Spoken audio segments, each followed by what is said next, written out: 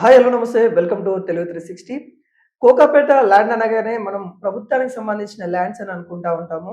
వేల కోట్ల రూపాయలు పెట్టేసి ఆ ల్యాండ్‌లు వేలం పాట జరుగుతుంటా కూడా మనం చూస్తా ఉన్నాము. ఇవన్నిటికి ప్రభుత్వం సంబంధించిన ల్యాండ్‌లే, ప్రభుత్వాలే వేలం పాట ఏస్తా ఉంది. తెలంగాణ ఆర్థిక వ్యవస్థ అతలాకుతలం అయినప్పుడల్లా ఏదో ఏ నాయకుడైనా గత ప్రభుత్వమైనా, ఇప్పుడున్న నాయకులైనా వేలం పాట ఏస్తూనే ఉన్నారు. ఒక తెలంగాణ మరో స్థాయికెళ్ళిపోతా ఉంది. దానికి కారణం కోకాపేటకి సంబంధించిన ల్యాండ్ వేలం పాటనే 100 కోట్లకు పైన ఎకరాలకు అమ్ముతున్నామని గర్వంగా చెప్తా ఉన్న నాయకులైతే కనబడతా ఉన్నారు. మరి దాని వెనుక ఇంకొక రహస్యం గూడా ఉందంట. అది ప్రభుత్వానికి సంబంధించిన భూమి కాదని మనకి ఇప్పుడైతే క్లియర్ కట్‌గా కొన్ని ఆధారాలైతే ముందుకైతే వస్తా ఉన్నాయి.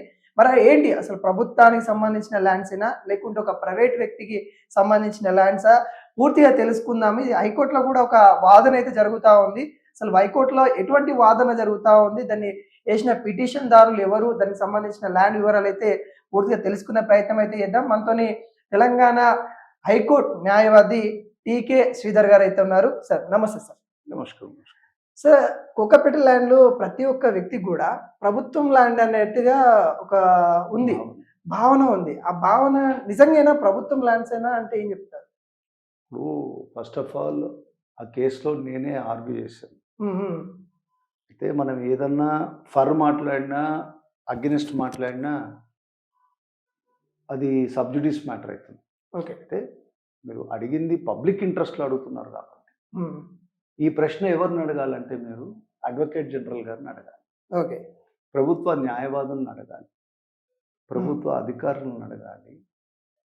ఈ యొక్క వేలంపాట వేసి టైటిల్ ఏంటో కూడా చూసుకోకుండా ఉన్న ప్రభుత్వ అధికారులను, దానికి ప్రోత్సహించిన మరి వాళ్ళు వెనక కనపడని నాలుగో సింహాలే పోలీస్ అంటారు. కానీ హ్మ్. హ్మ్. హ్మ్. కనిపించని ఆ దైవాంశ సంభూతులు హ్మ్. అంటే పరుల యొక్క ఆస్తిని కొట్టేసే విధంగా చేసే చర్యలను కూడా మనం ఖండించాలి. అయితే ఒకటి మీరు అడిగిన ప్రశ్నకి ఏంటంటే ఇది కోకాపేట్ అనేది ఎవరిది అన్నప్పుడు, నుస్రత్ జంగ్ బహదూర్ అని ఒక రాయల్ నవాబ్, హ్మ్. హ్మ్. అతడు ఈ ప్రాపర్టీని 1832 లోపల పర్చేజ్ చేశారు. ఇది ఓకే. ఆరాజీ ఇనామ్. హ్మ్. ఆరాజీ ఇనామ్ అంటే సెల్ఫ్ అక్వైర్డ్ ప్రాపర్టీ. ఓకే. దానికంటే కూడా ఒక 100 ఏళ్ల సంవత్సరాల కిందట కుతుబ్ షాహీ డైనాసిటీ ఉన్నప్పుడు హ్మ్. షారాహి అనేవాడికి ఇనాం ఇచ్చింది. ఓకే. ఇనాం ఇచ్చినప్పుడు ఆ ఇనాంని సాధారణంగా అది ప్రభుత్వ ఇనాం లాగానే ఉంటుంది. హ్మ్. అయితే అప్పుడున్న ప్రభుత్వానికి ఒక పర్మిషన్ తీసుకొని, అప్పుడు అంటే ఇప్పుడు మనం కన్వేయన్స్ డీడ్లు చేస్తాం చూడు, హ్మ్. ఆ విధంగా పర్మిషన్‌తో పాటు ఇనాం ల్యాండ్‌ని హరాజీ చేసేసారు. అంటే ప్రభుత్వానికి ఉన్న క్లెయిమ్‌ని అసబ్జాయి డైనాసిటీ రాకముందే అది తేలిపోయింది. ఓకే. వారు మళ్ళీ పర్మిషన్ తీసుకొని, అంటే అప్పుడున్న ప్రభుత్వం అసబ్జాయి డైనాసిటీలో ఉన్న నిజాం ప్రభువుల పర్మిషన్ తీసుకొని ఆ ప్రాపర్టీని ఈ నుస్రత్ జంగ్ అనేవారు కొన్నారు. హ్మ్. 1634 ఎకరాల 0.35 guntas okay. Falling from survey number 1 to 240. ఆ! అది అలా వచ్చింది. వచ్చిన సమయంలో అయిపోయింది, నుస్రత్ జంగ్ బహదూర్ గారు చనిపోయారు. వారి భార్య రహీమున్నీసా బేగం అని, వారేం చేశారంటే ఇది ఆమె ప్రాపర్టీ కదా, ఆమె చెల్లెలి అక్క కొడుకుని పెంచుకుంది. అతను నుస్రత్ జంగ్ 2 అని పేరు ఇచ్చింది. హ్మ్. ఇస్లామిక్ లాలో ఏంటంటే adoption is illegal. So okay. అది అవునా కాదా అని తేలుకుంటూ పోయేసరికి ప్రాపర్టీని మొత్తము ప్రభుత్వం కస్టడీలో పెట్టుకుంది. హ్మ్. ఎప్పుడు 1914, 15లో నుంచి ప్రభుత్వ కస్టడీలు ఈ రోజుకి కూడా ఉంది. హ్మ్. ప్రభుత్వ హ్మ్. కస్టడీ. హ్మ్. అలానే ఆ కస్టడీ నడుస్తూ ఉంది. వీళ్ళ సక్సెషన్ కూడా నడుస్తూ ఉంది. అంటే వీళ్ళేనా ఓనర్స్ అని చెప్పి వాళ్ళకి సంబంధించిన వాళ్ళు వీళ్ళే ఓనర్స్ అంటున్నారు, కస్టడీ పెట్టుకుంటారు. హ్మ్. 19 అంటే మనకి పోలీస్ యాక్షన్ జరిగే ముందర, హ్మ్. హ్మ్. నిజాం ప్రభుత్వం వెళ్ళిపోయే ముందర ఏమన్నారంటే ఈ ప్రాపర్టీ ఎవరిది? నిజాం ప్రభుత్వం సమయం లోపల 2 క్వశ్చన్స్ వచ్చేటన్నమాట. ఇప్పుడు మనం కూడా గవర్నమెంట్ ల్యాండ్ అంటాం కదా. హ్మ్. దివానీ అంటే అది ప్రభుత్వ ఆస్తి. సర్ఫే ఎకాజ్ అంటే అది నిజాం యొక్క ప్రైవేట్ ప్రాపర్టీ. ఓకే. 2 నోటిఫికేషన్లు ఇచ్చి నుస్రత్ జంగ్ 1 ప్రాపర్టీ ఇది అని చెప్పి 2 నోటిఫికేషన్లు చెప్పారు. ప్రభుత్వం ఏమంటుందంటే ఇది జాగీర్ అబాలిషన్లో మేము తీసుకున్నాము. జాగీర్ అబాలిషన్ అంటే జాగీర్లు ఇచ్చేవారు అప్పుడు. అంటే ఒక ఒక ఒక ఏరియాని కొన్ని విలేజెస్ని జాగీర్దార్ కింద కంట్రోల్లో పెట్టి అతడు అగ్రికల్చర్ అంతా చేయించి కొంచెం పన్నులు నడిపించి లా అండ్ ఆర్డర్ అన్నీ కూడా చూసేవారు. ఆ అబాలిషన్ ఏందో తీసుకున్నామన్నారు. ప్రభుత్వ డాక్యుమెంట్ల ప్రకారమే వీళ్ళకి కాంపన్సేషన్ కూడా పే చేసి ముంతకబ్ అంటారు, టైటిల్ వీళ్ళదే టైటిల్ అని చెప్పి ఏం చేశారు, డబ్బు పే చేశారు. పే చేసిన డబ్బుని ఇది జాగీర్ కాదు, ఇది అరాజీ ఇనాం అని చెప్పి రికవర్ చేశారు. రికవర్ ఏమని చేశారు, ఈ డాక్యుమెంట్ సెల్ఫ్ అక్వైర్డ్ ఉంది కదా, దాని బేసిస్ లోపల రికవర్ చేశారు. ఇప్పుడు ప్రభుత్వ ఆస్తి అవుతుందా, అది ప్రైవేట్ ప్రాపర్టీ అవుతుందా? ప్రైవేట్ ప్రాపర్టీలో వీళ్ళకి ఇనాం ఇచ్చేస్తామని చెప్పి 1984లో అసెంబ్లీలో పెద్ద చర్చ జరిగింది. అసెంబ్లీ లోపల district collector of Rangareddy, district collector of MRO, RDO ఏం చెప్పారంటే 1634 ఎకరాలు సర్వే నంబర్ 1 to 240లో ఉన్న ఈ సర్వే నంబర్లు నుస్రత్ జంగ్ వాళ్ళదే. వాళ్ళకి సరే తెలుసో తెలియకో వేరేళ్ళందరూ పట్టాలు తెచ్చుకున్నారు, అది ప్రభుత్వ తప్పు, వాళ్ళే చెప్తున్నారు ప్రభుత్వం తప్పు, దానికి వీళ్ళు కాంపన్సేషన్ తీసుకోవాలి. మిగతా 719 ఎకరాలు ఉన్నాయో ఆ ఎకరాలన్నింటినీ కూడా ఇమ్మీడియట్గా వీళ్ళకి ఇచ్చేయాలి అని చెప్పారు. అలాగే సిసిఎల్ఏ అంటే కమిషనర్ ఆఫ్ సెటిల్మెంట్ ఉంటారు, ఆయన్నే జాగీర్ అడ్మినిస్ట్రేటర్ కింద ఆల్మోస్ట్ చీఫ్ సెక్రటరీ ర్యాంక్లో ఉంటారు. వారు కూడా ఏం రాశారంటే ఇది వీళ్ళదే, 4 రిట్ పిటిషన్లో వీళ్ళదే. ఇంకో రిట్ పిటిషన్ లోపల జస్టిస్ నరసింహారెడ్డి గారు వీరికి ఇచ్చేసేయండి అన్నారు. ఇచ్చేయండి అన్నప్పుడు అప్పీల్ పోయింది ప్రభుత్వం. ప్రభుత్వం ఏం చేసిందంటే ఇది మా ఆస్తి అని చెప్పి ప్రైవేట్ ప్రాపర్టీని మా ఆస్తి అని చెప్పి అడ్మినిస్ట్రేటివ్ ఆర్డర్ ఇచ్చింది. ఒక 30-40 జడ్జిమెంట్ ఉన్నాయి సుప్రీంకోర్టు. ఓకే. ప్రభుత్వము కాంపన్సేషన్ పే చేయకుండా సివిల్ కోర్టుకి వెళ్లకుండా ఇది మా ఆస్తి అని చెప్పడానికి లేదని సుప్రీంకోర్టు జడ్జిమెంట్. ఓకే. అది ఉన్నా కూడా వీళ్ళు మాది అని క్లెయిమ్ చేశారు. ఇప్పుడు గత ప్రభుత్వం లోపల అంతకుముందు కూడా పెద్ద ఆయన మనకందరికీ ఆద్యుడు పూజ్యుడైన రాజశేఖర రెడ్డి గారి ప్రభుత్వం నుంచి స్టార్ట్ అయింది. ఆ తర్వాత గత ప్రభుత్వం లోపల అప్పుడు మున్సిపల్ మంత్రి గారు అసెంబ్లీ లోపల స్టేట్మెంట్ చేస్తున్నారు, కోకాపేటని మేము 100 కోట్లకు తీసుకుపోయినాం. అది అది అక్కడ ఉండగా అప్పుడే కేసు కూడా పడింది. ఆ కేసు ఉన్నాక మళ్ళీ ఆప్షన్ వేసింది. ఇవన్నీ పక్కన పెట్టేసి 151 crores తీసుకునేది. అయితే వాళ్ళకి తెలియదు అంటే ప్రభుత్వ అధికారులకు అందరూ తెలుసు, అడ్వకేట్ జనరల్ గారికి చాలామంది లర్నర్డ్ పీపుల్ ఉంటారు కదా, వాళ్ళకి అందరికీ తెలుసు. కొన్న వాళ్ళందరూ కూడా టాప్ మోస్ట్ కంపెనీస్, వాళ్ళ లా ఫార్మ్స్ ఎట్లుంటాయి, అసలు ఎంత మేధావులు ఉంటారు వాళ్ళందరూ. ఏ చిన్న ఆస్తి కొంటే ఇది వాడిదా వీదా అని తెలుసుకుంటారు కదా, డ్యూ డెలిజెన్స్ అంటారు. అసలు ప్రభుత్వందా కాదా అని తెలియకుండా ఇప్పుడు 151 crores డిపాజిట్ చేస్తున్నారు. ఫేర్ కాంపన్సేషన్ యాక్ట్ ప్రకారం ఏమవుతుందంటే అది మార్కెట్ వాల్యూ కింద మీరు తీసుకుంటే 3 రెట్లు అంటే 151 into 3 453 crores per acre వీళ్ళు కాంపన్సేషన్ కట్టాలి. ప్రభుత్వం కట్టాలి. దట్ ఇస్ లా. నువ్వే చెప్తున్నావు అక్కడ మార్కెట్ వాల్యూ అంత లేదో నువ్వు చెప్పలేవు, నువ్వే ఆప్షన్ వేసావు. నీ offset price is 99 crores, 151 crores పాడిచ్చావు.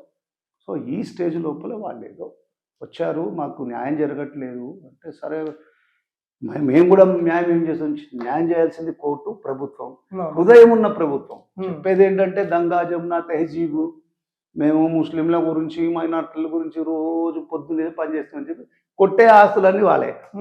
అంటే ప్రభుత్వాలకి ఈ అవగాహన లేకనా ఎక్కడ లోపం అంటారు ఇదంతా?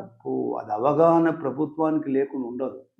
సో ఈ ప్రభుత్వం అనేది ఇప్పుడు ఒక ఎన్నికైన ఎమ్మెల్యేస్ ప్రజాప్రతినిధులకి వాళ్ళకి డెప్త్ లోపల వాళ్ళకి అన్ని అడ్మినిస్ట్రేటివ్ ఇష్యూస్ తెలియదు.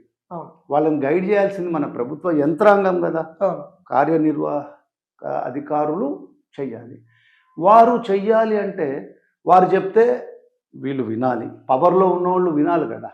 వాళ్ళు చెప్పారనుకో ఎవరు కూడా బయట కనపడరు, ఫోన్ చేస్తారు, నువ్వు నాకు ఇది కావాలంటారు, లేకపోతే అపోజిషన్ లెటర్ పోతారు, నాకు ఇది కావాలంటారు.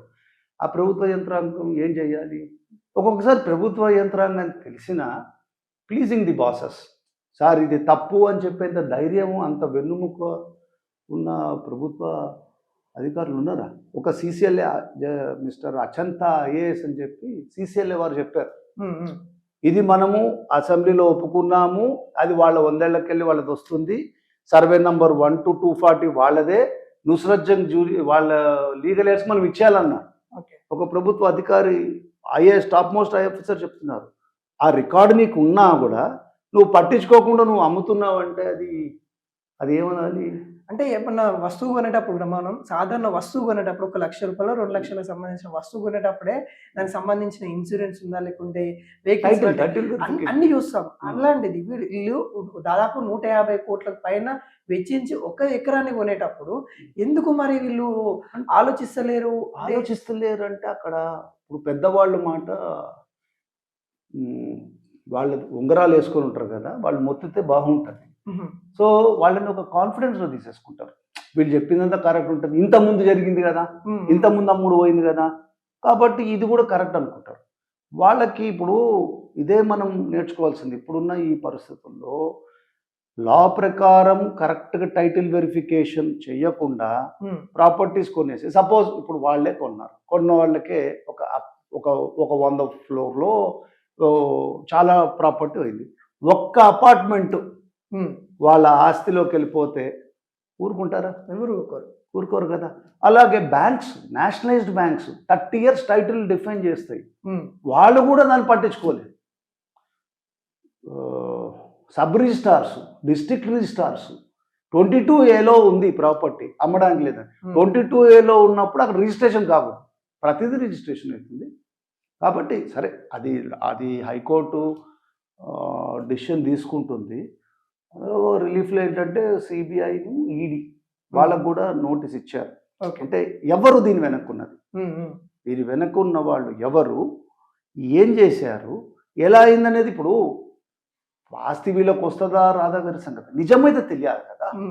అంటే ప్రభుత్వాలు కూడా, ఏ ప్రభుత్వం కూడా గత ప్రభుత్వం చేసింది కాబట్టి మేము చేసాము, వాళ్ళు ఏం చెప్తారు గత ప్రభుత్వం చేసింది కాబట్టి. ఇప్పుడు ఆల్మోస్ట్ 3 ప్రభుత్వాలు అయితే ఉన్నాయి, ఈ కేసు సంబంధించిన 3 ప్రభుత్వాలు ఉన్నాయి. అసలు ఏ ప్రభుత్వం దగ్గర మెయిన్ ఇలా మిస్టేక్ జరిగిందని అంటారు? అది మనం డైరెక్ట్గా ఏం చెప్తాం, ఫస్ట్ దీనికి స్టార్ట్ చేసి అమ్మింది రాజశేఖర రెడ్డి గారు. ఓకే. ఆ తర్వాత వారు గవర్నమెంట్, వారి తర్వాత లాస్ట్ ప్రభుత్వం లోపల మున్సిపల్ అడ్మినిస్ట్రేషన్ మినిస్టర్ అప్పుడు ఎవరున్నారో మీరే తెలుసుకోవాలి, జనాలు తెలుసు. మనం చెప్పామనుకో పర్సనల్గా కేటీఆర్ ఉండొచ్చు, వారే అసెంబ్లీలో స్టేట్మెంట్ చేశారు 100 కోట్లకి.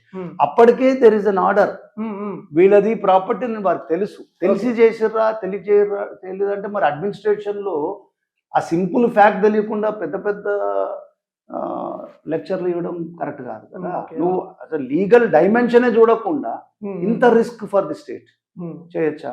ప్రజలకు కూడా ఇంత రాలేదు అంటే రాదు, ఎందుకంటే మీడియా అంతా కూడా ఇప్పుడు మీరున్నారు, మీరు వచ్చారు, ఇప్పుడు ఏదో అక్కడ హైకోర్టులో ఉందని తెలుసుకున్నాను. నాకైతే నేనైతే ఎవరికి ఇంటర్వ్యూ కూడా వెళ్ళి మాట్లాడలేదు, నాకు అవసరం లేదు. అవును. ఇప్పుడు మీరు వచ్చారు, మీకు మేము చెప్పామనుకోండి, మేమేదో మా పర్సనల్ ప్రొజెక్షన్ చేసుకున్నట్టు ఉంటుంది, మనకి ఇంట్రెస్ట్ ఉండదు.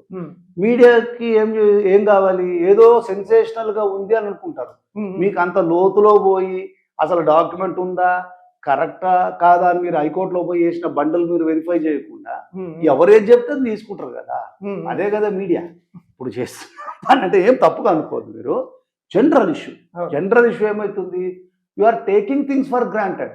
ఇన్వెస్టిగేటివ్ జర్నలిజం అయితే లేదు, ఫ్యాక్షన్ వెరిఫికేషన్ లేదు, ఎవరేం చెప్తే అది కరెక్ట్. అంటే ప్రభుత్వాలు కూడా మీడియాను కూడా ఎట్లా చేస్తా ఉన్నాయంటే వాళ్ళ కనసైగల్లో నడుచుకోవాలి, అప్పుడే మీకు అడ్వర్టైజ్మెంట్స్ వస్తాయి, మీకు ఒక స్టాఫ్ ఉంటుంది, వాళ్ళ పేమెంట్ చేయాలంటే మీరు న్యూస్ ఇవ్వాలి, న్యూస్ ఏది ఇవ్వాలి, ఏది నచ్చిందో ఏది సెన్సేషనల్ ఇవ్వాలి, అప్పుడే వ్యూస్ వస్తాయి. సో ఇది ఒక పెద్ద చక్రం. ఇక్కడ ప్రాబ్లం ఏంటంటే చాలా గొప్ప పరిపాలనా దక్షత కలిగిన పరిపాలనా అధికారులు, especially Indian administrative service um, and Indian police service, ఇవన్నీ కూడా ప్రైడ్ ఆఫ్ అవర్ నేషన్.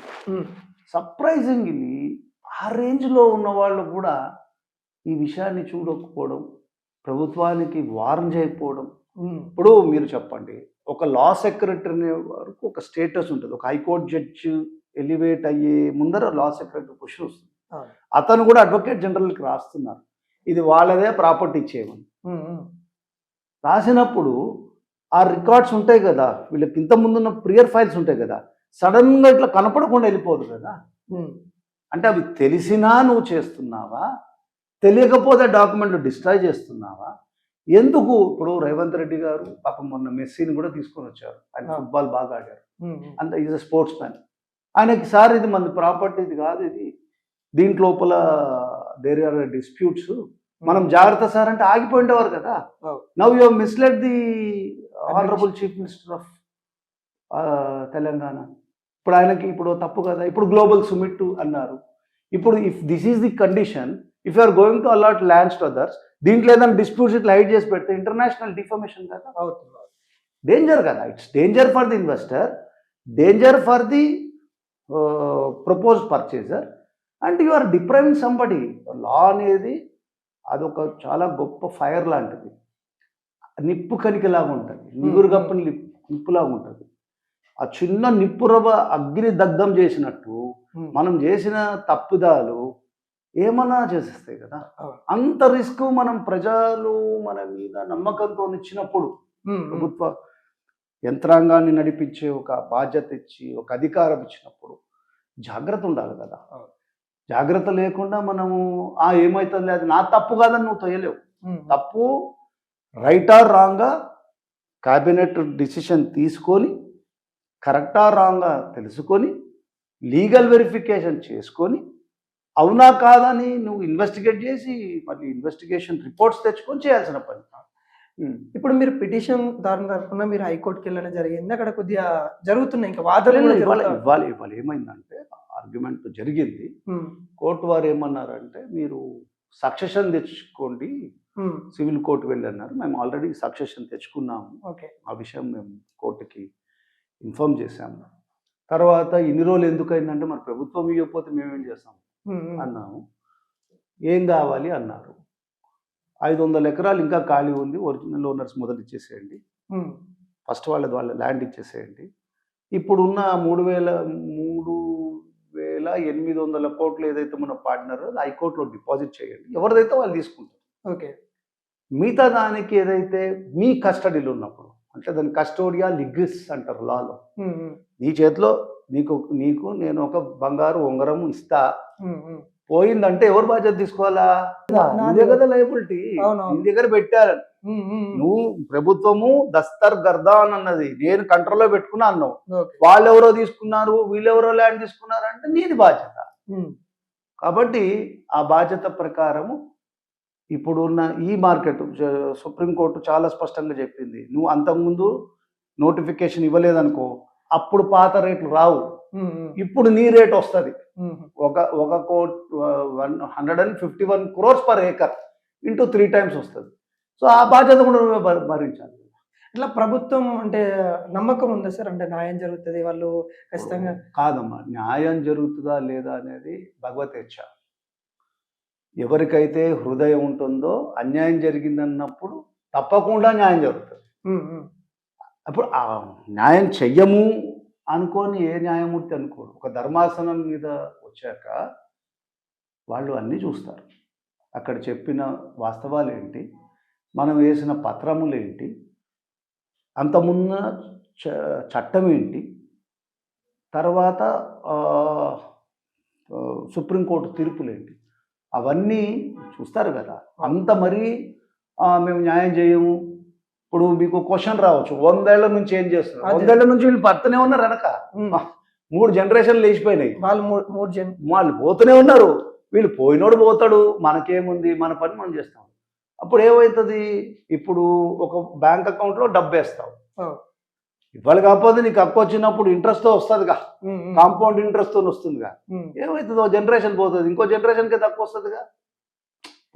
ఒక రాజకీయ నాయకుడు కొడుకుకి రాజకీయంలో పదవి వచ్చి అట్లా వెస్టర్న్ రైట్ అయిపోతుందో అట్లా వాడి ఆస్తిని ఏదో ఒక రోజు ఈ కోటో ఈ 5 ఏళ్లకో 10 ఏళ్లకో 20 ఏళ్లకో ఇప్పుడు నువ్వు అడిగిన 401 కోటి అది వస్తుందో రాదో మనం చెప్పలేము. అక్కడ చట్టం అది చెప్తుంది కాబట్టి మనం అడిగాము. ఇది ఇలా డిలే చేసుకుంటూ పోయింది అనుకోండి ప్రభుత్వం, అప్పుడు 1000 కోట్లు అవుతుందేమో ఏకర్కి. అప్పుడు ప్రభుత్వంకి కష్టం కదా. మీరు పిటిషన్ దానికి ఎటువంటి భరోసా ఇచ్చారు? అంటే మీ దగ్గర నేను వచ్చినప్పుడు నా దగ్గర వీడియో కూడా ఉంది. నేను వాళ్ళకి క్లియర్గా స్పష్టంగా చెప్పా, బాబు ఇది మ్యాటర్ చాలా పెద్దది. అవును, చాలా మంది కొన్న వాళ్ళ జీవితాలు సంబంధం. మరి మా జీవితం ఏంటని అడిగారు. కరెక్టే, మీ జీవితం మీకుంది, మీకు కాబట్టి మనం వేస్తాం. మనకి ఎవరి మీద ద్వేషభావం లేదు. నీకు హక్కు ఉంది, నీ హక్కును నువ్వు పోరాడు. మనం ఏం చెప్పాము, మనం ప్రయత్నం మాత్రం చేస్తాము అని చెప్పి మేమేం చేసాము, ఒక దగ్గర 65 జడ్జిమెంట్లు సుప్రీంకోర్టుకు వేసాం. అంటే ఇలాంటి పరిస్థితుల్లో ఎలా ప్రభుత్వం కాంపన్సేషన్ ఇవ్వాలి అని ప్రభుత్వం కూడా చెప్పాలి కదా. దాని కౌంటర్ లోపల మనకు మించి అడ్వకేట్ జనరల్ ఉన్నారు, చాలా మేధావులు ఉన్నారు, రేపు పొద్దున గొప్ప గొప్ప న్యాయవాదులు రావచ్చు, వాళ్ళు కూడా చెప్తారుగా.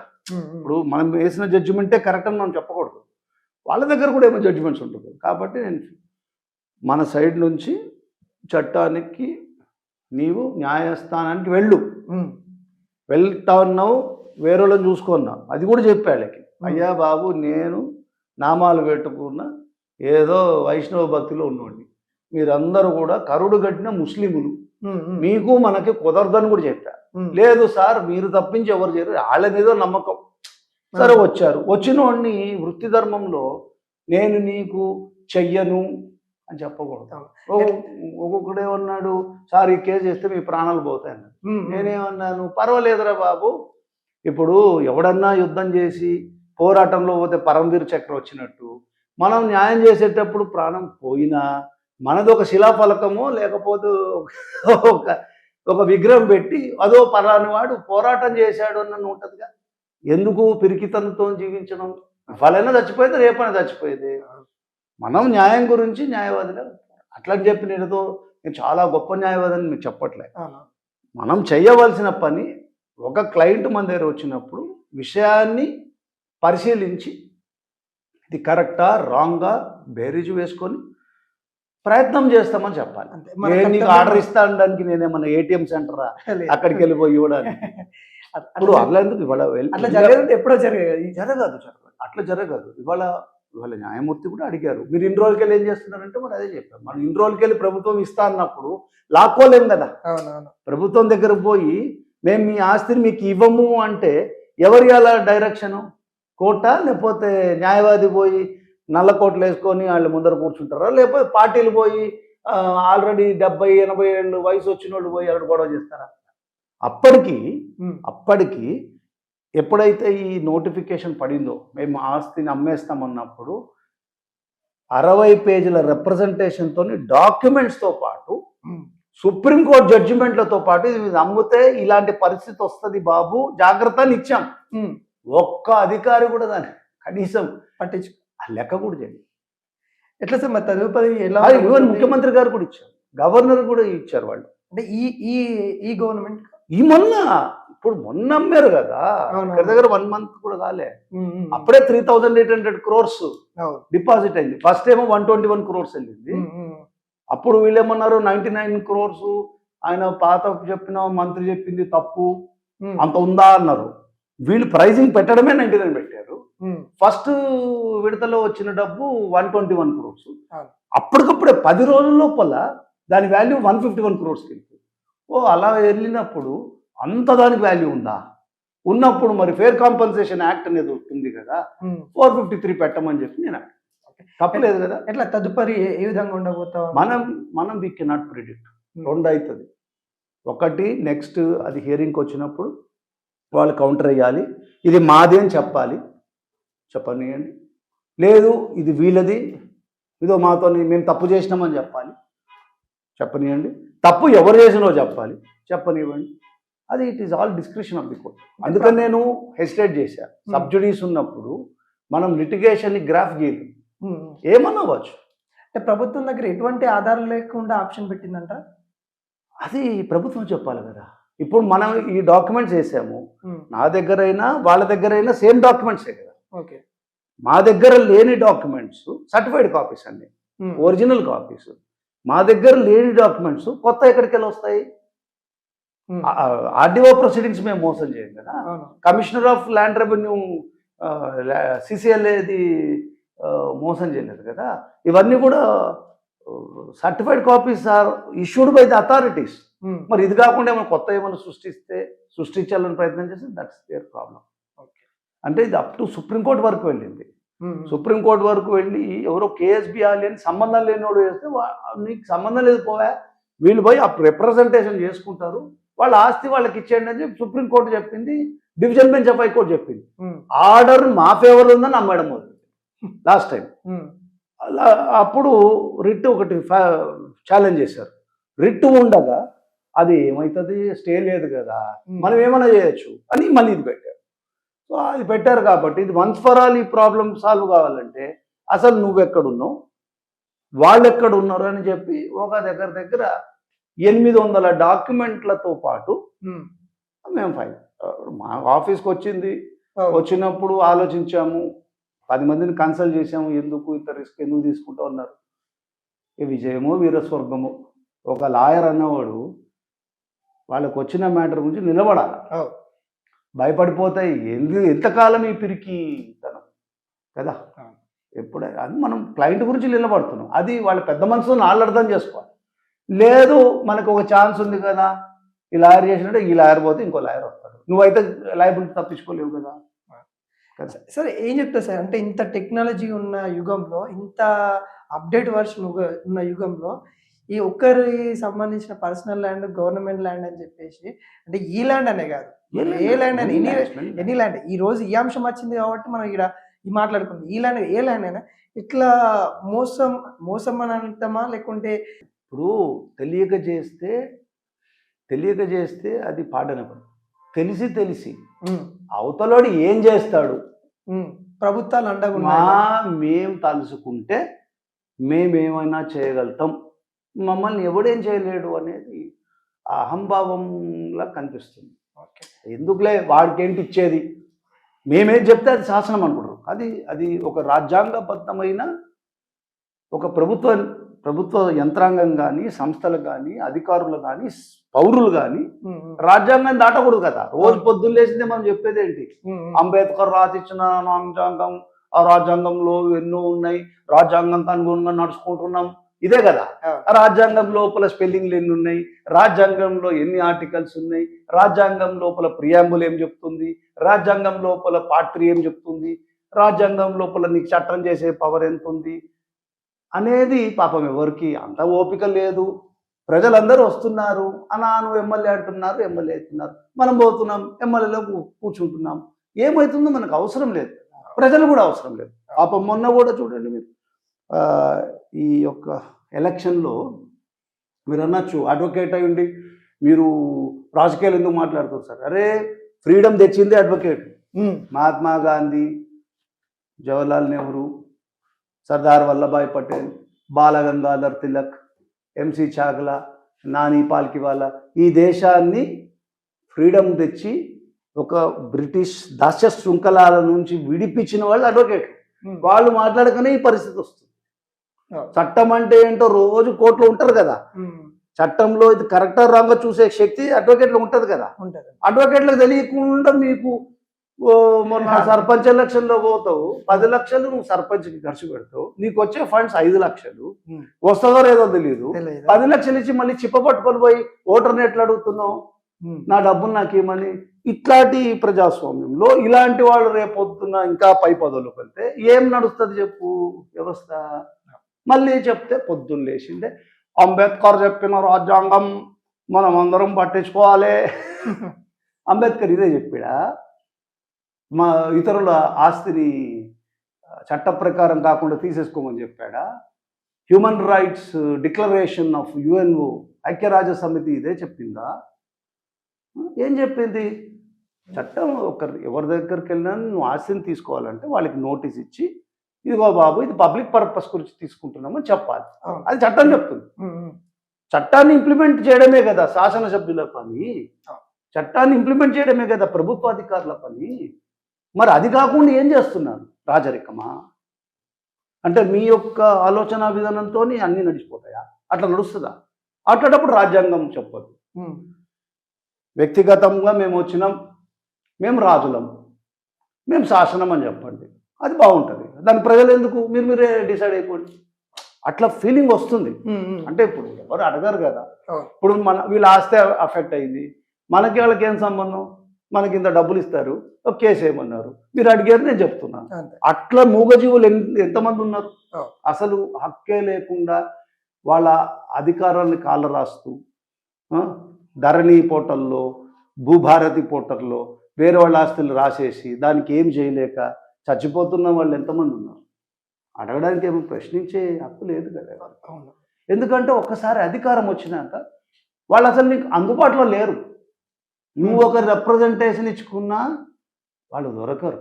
ఎందుకంటే వాళ్ళు ప్రజల గురించి రోజు పొద్దున్న నుంచి సాయంత్రం వరకు ఆలోచించి పని చేసి ఎంత త్యాగాలు చేస్తున్నారు. ఆ త్యాగం వల్ల వాళ్ళకి దొరకరు. దొరికినా వీళ్ళకి అర్థం కాదు, వీళ్ళు చెప్పినా అధికారులు వినరు. ఈ అంశం మీద అయితే ఇప్పుడు నేను హైకోర్టులో చూశాను కాబట్టి సార్ పిటిషన్దారులు ఉన్నారు అని వీళ్ళకి సంబంధించిన అంటే ఈయన కాడికి అప్రోచ్ అయ్యారు కాబట్టి అసలు ఈ కేసులో ఏముంది అని తెలుసుకోవడానికి మాత్రమే ఇక్కడికి రావడం అయితే జరిగింది. చూశారు కదా ఎంత జరుగుతూ ఉందనేది కూడా మరి చూడాలి. ఇది హైకోర్టులో ఉన్న అంశమైనప్పటికీ కూడా వాస్తవాలు ఏంటనేది కూడా హైకోర్టు చెప్తుంది. దానికంటే ముందే అసలు వాళ్ళ పిటిషన్దారులు ఎందుకు మరి ఇంత గవర్నమెంట్ ల్యాండ్ అని 2 ప్రభుత్వాలు చెప్పిన, అంటే 3 ప్రభుత్వాలు, అటు వైఎస్ఆర్ రాజశేఖర రెడ్డి కూడా చెప్పాడు అంటున్నారు. 3 ప్రభుత్వాలు చెప్పినప్పటికీ కూడా మరి వీళ్ళు పోరాడుతూనే ఉన్నారు. నిరంతర పోరాటం ఒకవైపు పిటిషన్దారులు చేస్తూ ఉన్నారు, ప్రభుత్వాలు వాళ్ళ దారి వాళ్ళు చేసుకుంటూ వెళ్ళిపోతా ఉన్నారు. మరి చూడాలి ఈ అంశాన్ని మరి హైకోర్టు ఎలా తీసుకుంటుంది, ఏం చేయబోతా ఉందనే కూడా చూడాలి. కానీ ఏదైనా కానీ ఏ ల్యాండ్ తీసుకునేటప్పుడైనా కానీ జాగ్రత్తగా ఆచితూచి తీసుకోండి అని కూడా మేము ఈ వీడియో ద్వారా విన్నపించుకుంటాం.